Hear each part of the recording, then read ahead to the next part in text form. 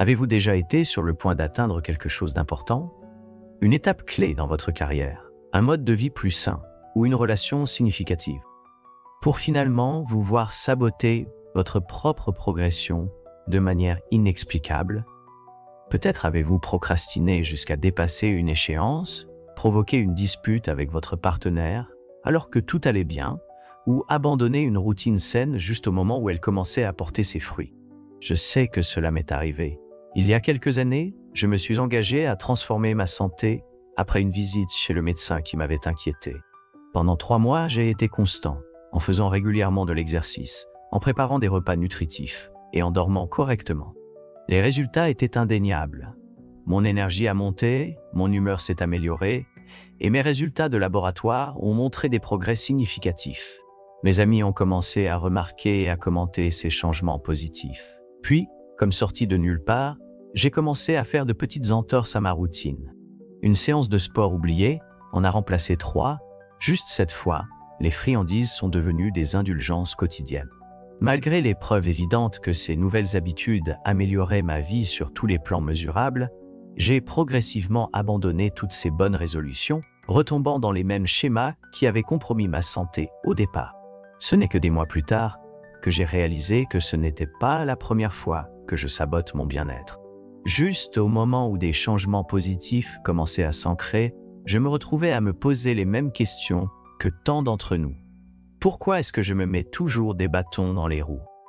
Ce schéma d'auto-sabotage est malheureusement très courant, mais nous en comprenons rarement les racines psychologiques profondes.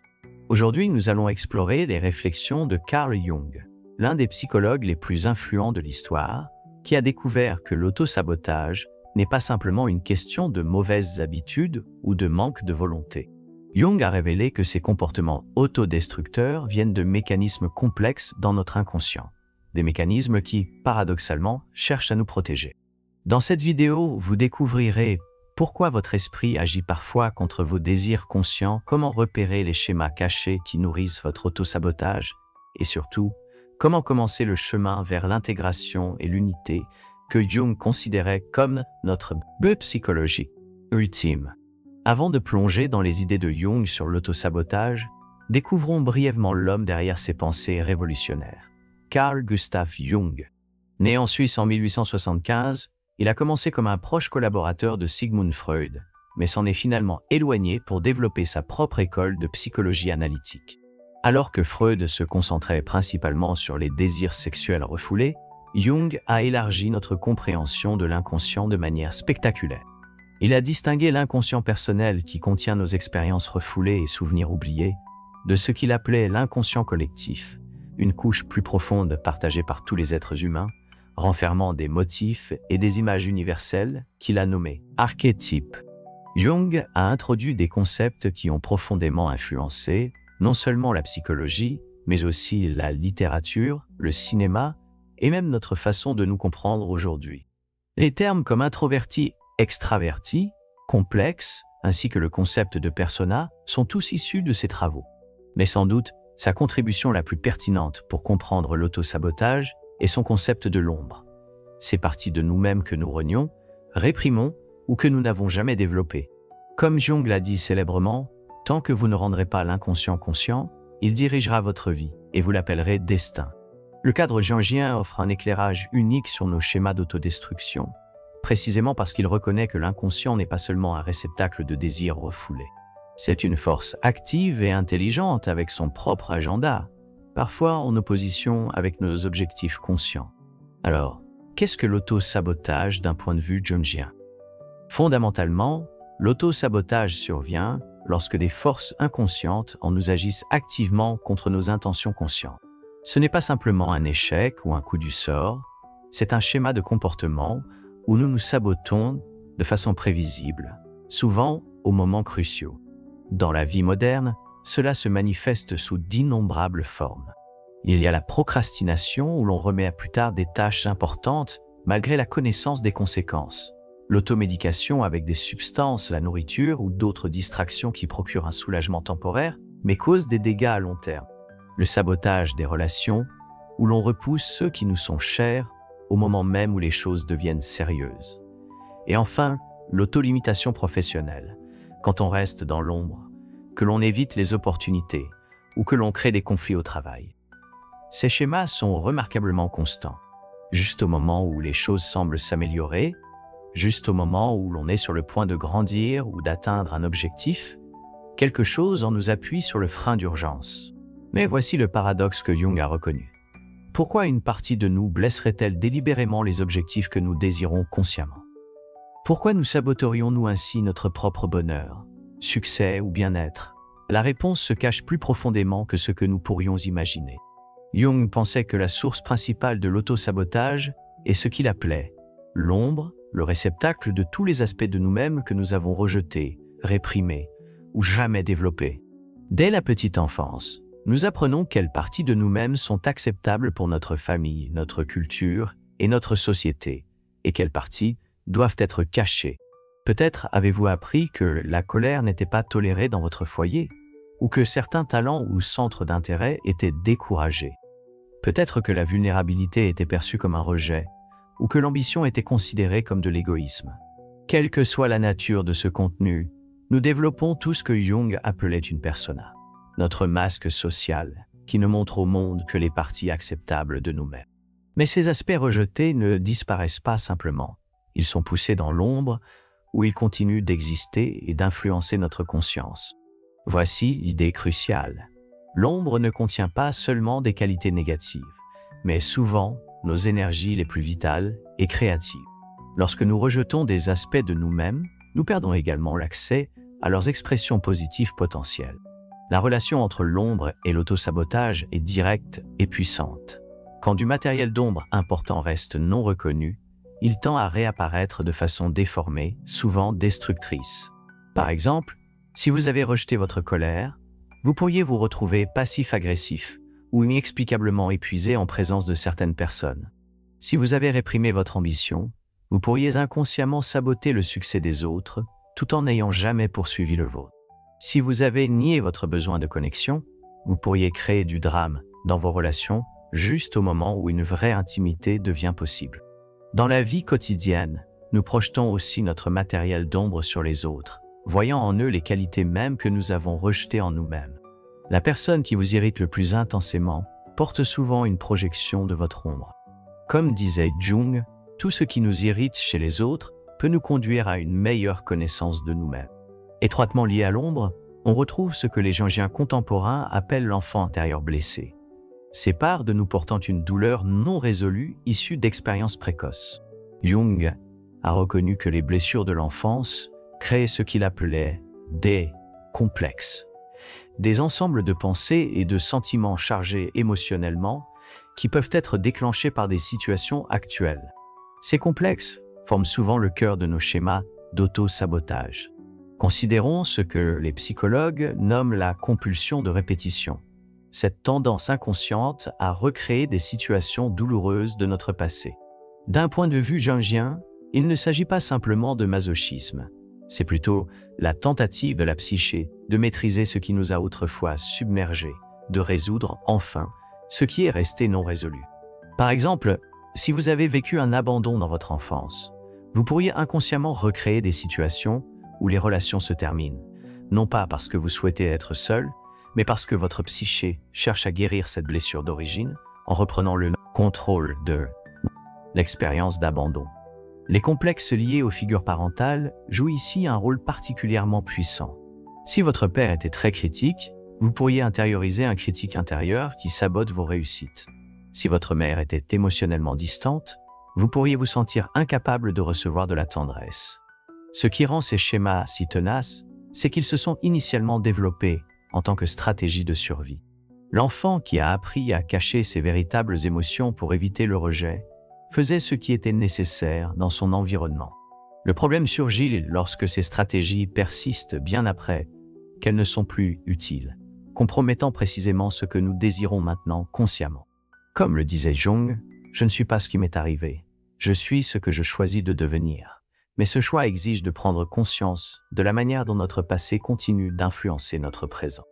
L'une des idées les plus novatrices de Jung était sa conception de la psyché comme un système autorégulateur, cherchant naturellement la totalité et l'équilibre. Dans cette optique, l'auto-sabotage n'est pas simplement une dysfonction.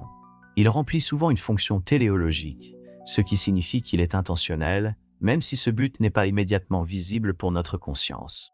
Lorsque nous faisons l'expérience de l'auto-sabotage, cela peut en réalité être la tentative de la psyché de préserver un équilibre psychologique. Si un aspect de notre personnalité devient trop dominant ou rigide, une autre partie peut émerger pour rétablir l'équilibre. Un travailleur acharné pourrait soudainement ressentir une envie irrépressible d'abandonner ses responsabilités, non pas par paresse, mais parce que sa psyché réclame l'équilibre que son esprit conscient refuse d'accepter. L'autosabotage peut aussi agir comme une protection contre la surestimation de l'ego. Lorsque nous nous identifions trop au succès, aux réalisations ou à une image de soi spécifique, l'ombre peut surgir pour nous remettre à notre place, nous rappelant notre totalité qui inclut à la fois des aspects lumineux et sombres. Parfois, l'autosabotage nous pousse à intégrer des parts de nous-mêmes que nous avons rejetées et qui sont essentielles à notre croissance. La personne qui a construit son identité autour du besoin des autres pourrait saboter son rôle d'aide, créant ainsi un espace pour découvrir qui elle est en dehors de cette fonction de soin.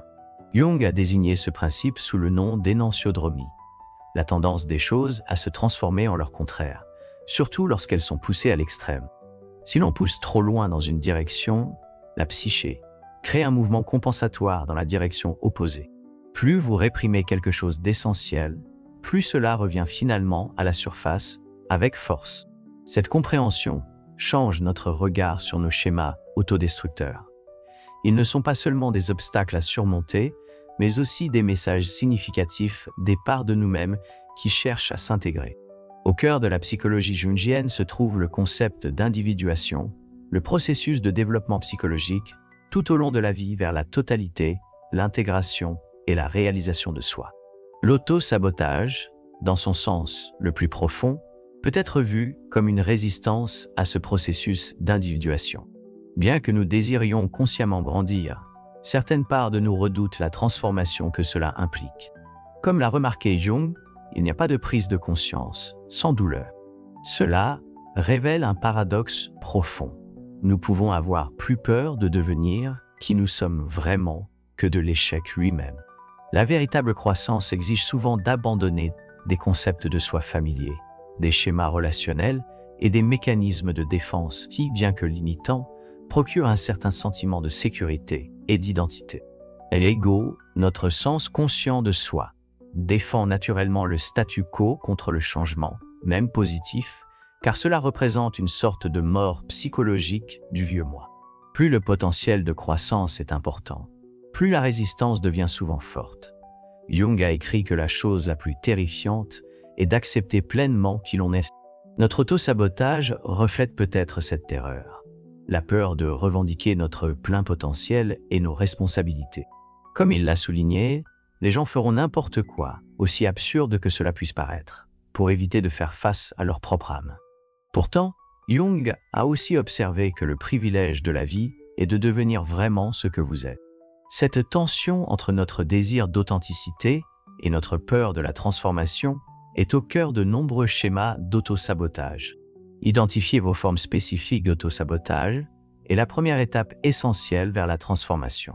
Jung considérait que les rêves offrent une fenêtre particulière sur le contenu de l'ombre. Faites attention aux thèmes récurrents dans vos rêves, surtout ceux mettant en scène des poursuites, un manque de préparation ou le sentiment d'être démuni reflètent souvent des conflits inconscients liés à vos objectifs. Une autre technique jungienne est l'imagination active, une forme de rêverie dirigée où vous dialoguez avec différents aspects de vous-même. Essayez d'incarner votre comportement auto-sabotant sous la forme d'un personnage ou d'une entité ayant sa propre voix et sa propre perspective. Que dirait-il de son rôle dans votre vie? Que redoute-t-il qu'il se passe si elle cessait d'interférer?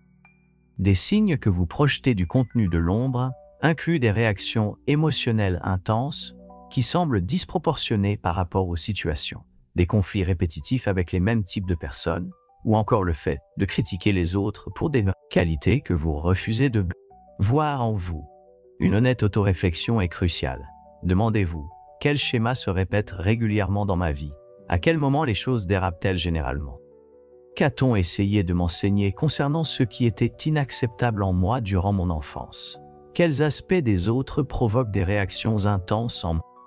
Voici quelques pistes pour un travail sur l'ombre à travers le journal intime. Quand me suis-je senti le plus honteux de moi-même? Et quelles qualités étais-je en train d'exprimer? Quelles caractéristiques déteste-je le plus chez les autres? Quels aspects de moi-même tente-je le plus de cacher ou de maîtriser? Qu'est-ce que je crains que les autres rejettent chez moi, s'ils le savaient vraiment? Quand et comment est-ce que je m'auto-sabote de façon prévisible? Souvenez-vous de l'idée de Jung, selon laquelle tout ce qui nous irrite chez les autres peut être une piste pour mieux nous comprendre. Vos réactions les plus fortes pointent souvent directement vers votre matériau d'ombre. L'approche de Jung pour dépasser l'auto-sabotage ne consiste pas à éliminer l'ombre, mais à l'intégrer, développer une relation consciente avec ces aspects reniés de nous-mêmes. Cela fait la distinction essentielle entre la répression et la retenue consciente. La répression pousse les contenus indésirables plus profondément dans l'inconscient, où ils prennent du pouvoir et ressurgissent sous des formes déformées. La retenue consciente reconnaît ces aspects tout en choisissant comment les exprimer de manière constructive. Plusieurs techniques pratiques peuvent aider à intégrer l'ombre. L'analyse des rêves consiste à enregistrer et à réfléchir sur les rêves en recherchant des figures d'ombre et des aspects de soi que l'on a refoulés.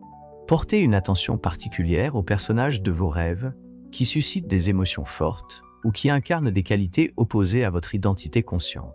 L'imagination active, comme nous l'avons vu précédemment, instaure un dialogue avec le contenu inconscient grâce à l'écriture, à l'art ou à la méditation. Vous pouvez ainsi donner une voix aux différentes parties de vous-même et développer une relation avec elles. La compréhension symbolique consiste à considérer vos comportements d'auto-sabotage comme des messages symboliques, plutôt que de simples problèmes à éliminer. Interrogez-vous sur ce que chaque schéma essaie de réaliser ou d'exprimer. L'expression créative offre des moyens d'intégrer le matériel de l'ombre à travers l'art, l'écriture, le mouvement ou d'autres formes qui permettent au contenu inconscient d'émerger de façon constructive. Jung soulignait l'importance de tisser une relation continue avec l'inconscient, plutôt que de chercher à le résoudre une bonne fois pour toutes. Cette relation devient un dialogue entre le conscient et l'inconscient, l'ego et l'ombre, qui se poursuit tout au long de la vie. L'intégration diffère profondément de la simple correction ou suppression des aspects de l'ombre. Plutôt que de rejeter ces parties, nous apprenons à comprendre leur fonction protectrice originelle, tout en trouvant des expressions plus constructives pour leur énergie. Les pulsions agressives que vous avez un jour niées peuvent ainsi se transformer en assertivité saine. La sauvagerie réprimée peut devenir créativité. La vulnérabilité protégée peut devenir lien authentique. Les idées de Jung ont influencé de nombreuses approches contemporaines en psychologie et développement personnel.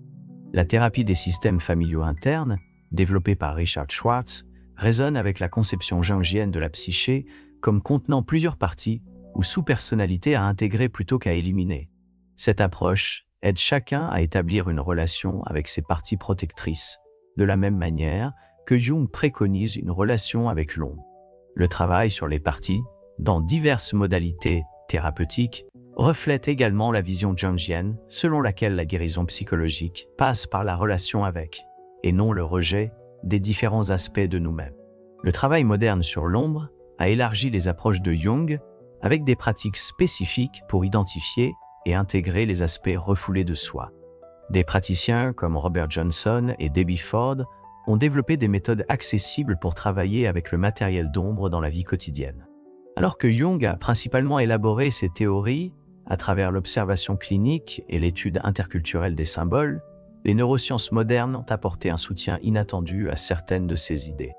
Les recherches sur les biais implicites, l'inconscient adaptatif et même la neuroplasticité s'alignent avec la compréhension que Jung avait des processus inconscients et du potentiel d'intégration. De nombreuses études de cas montrent des individus ayant réussi à intégrer le matériel d'ombre et à transformer des schémas d'auto-sabotage. Ces parcours suivent souvent une trame similaire, une prise de conscience initiale du schéma, la reconnaissance de ses origines, une compréhension bienveillante de sa fonction protectrice, puis le développement progressif de nouvelles manières de répondre aux besoins sous-jacents. Un principe central de l'approche de Jung était ce qu'il appelait tenir l'attention des contraires, c'est-à-dire la capacité à vivre consciemment des aspects contradictoires de nous-mêmes sans chercher aussitôt à dissiper l'inconfort. Jung pensait que la croissance psychologique passe par l'acceptation du paradoxe, plutôt que par la recherche d'une résolution prématurée. La capacité à accueillir la contradiction, être à la fois vulnérable et fort, ambitieux et compatissant, indépendant et relié, témoigne d'un développement mature. De cette tension émerge ce que Jung désignait comme la fonction transcendante, une nouvelle position psychologique qui dépasse l'opposition initiale. Ce n'est ni un compromis, ni un terrain d'entente, mais une perspective véritablement nouvelle qui intègre et transforme les éléments en conflit. C'est pourquoi les solutions rapides et simplistes, lorsque nous cherchons simplement à éliminer les schémas indésirables sans saisir leur fonction plus profonde, ils ont tendance à revenir sous d'autres formes. Jung nous invitait à reconnaître la sagesse contenue dans la résistance et les cadeaux cachés dans nos luttes. Les schémas qui nous causent le plus de difficultés recèlent souvent une énergie vitale et des informations essentielles à notre intégrité. Comme l'a écrit Jung, atteindre la plénitude nécessite un engagement total, rien de moins ne suffit. Jung considérait la confrontation avec l'ombre comme une étape du voyage du héros, un modèle universel de développement psychologique que l'on retrouve dans toutes les cultures et mythologies. Dans ce parcours, l'autosabotage n'est pas simplement un obstacle, mais une rencontre nécessaire avec les parts de nous-mêmes que nous avons rejetées et qu'il faut intégrer pour un véritable accomplissement. Le héros ne supprime pas son ombre, il la transforme, en incorporant son énergie et sa sagesse à un soi plus complet. Ce chemin vers la plénitude, que Jung appelait l'individuation, ne se conclut pas par une parfaite harmonie ni l'absence de conflit intérieur. Au contraire, il permet de contenir et de reconnaître consciemment tous les aspects de nous-mêmes, en prenant des décisions éclairées à la fois par nos valeurs conscientes et notre sagesse inconsciente.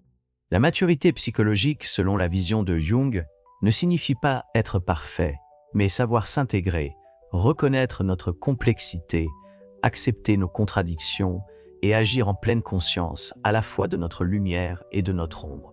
En réfléchissant à vos propres schémas d'autosabotage, je vous invite à ne pas les voir uniquement comme des problèmes à résoudre, mais comme des invitations à une connaissance plus profonde de vous-même. Demandez-vous ce que ces schémas cherchent à protéger ou à exprimer. Pensez aux parties de vous rejetées qui pourraient chercher à être reconnues. Rappelez-vous que ce travail demande du courage. Le courage de vous regarder honnêtement, d'affronter ce que vous avez nié et de revendiquer la plénitude de votre être. Comme Jung l'a écrit, votre vision ne deviendra claire que lorsque vous pourrez regarder dans votre propre cœur. Celui qui regarde à l'extérieur rêve, celui qui regarde à l'intérieur s'éveille. Nous avons exploré comment les profondes intuitions de Carl Jung dévoilent les racines psychologiques du sabotage personnel, notamment comment nos parts d'ombre rejetées, nos blessures non guéries et la nature autorégulatrice de la psyché peuvent nous pousser à saboter nos objectifs conscients. Nous avons vu que le chemin vers l'individuation implique d'intégrer, plutôt que de rejeter, ces parts d'ombre, et que cette intégration conduit à une plus grande authenticité et plénitude. J'aimerais que vous partagiez vos expériences avec l'auto-sabotage et le travail de l'ombre dans les commentaires ci-dessous. Quel schéma avez-vous remarqué dans votre vie? Quelles idées vous ont le plus touché dans cette exploration? Si vous souhaitez approfondir, je vous recommande de commencer par l'homme et ses symboles de Jung ou par l'introduction accessible au travail de l'ombre de Robert Johnson, Possédez votre propre ombre. Si cette vidéo vous a été utile, pensez à la liker, à vous abonner et à la partager avec d'autres personnes qui pourraient en bénéficier. Votre soutien permet de créer plus de contenu comme celui-ci. Jusqu'à la prochaine fois, gardez en mémoire cette sagesse de Jung. Je ne suis pas ce qui m'est arrivé, je suis ce que je choisis de devenir.